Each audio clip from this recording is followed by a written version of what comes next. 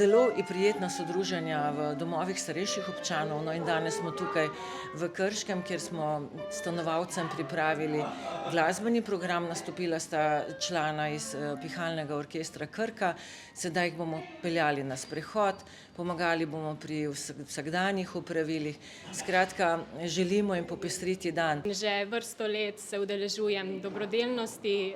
Krke, ki nam to seveda omogoča, in sem iz tega naslova tudi zelo vesela in srečna, da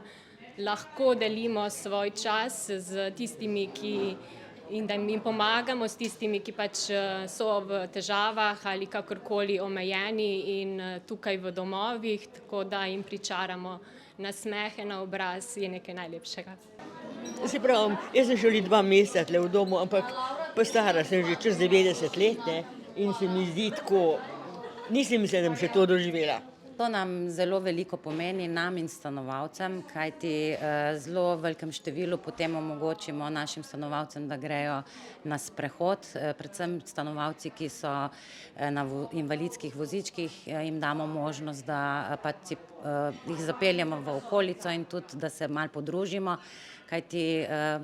ni take možnosti, tako da se mi zdi, da je to zelo dobrodošlo, da sodelujemo z vami in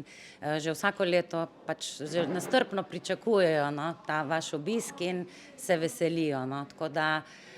se mi zdi to ena zelo lepa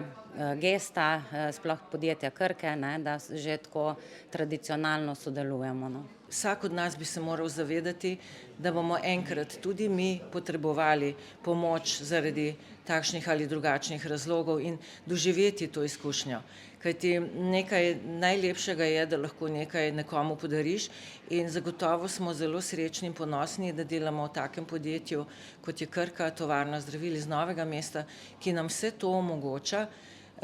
da smo lahko dobrodelni, da lahko pomagamo ljudem.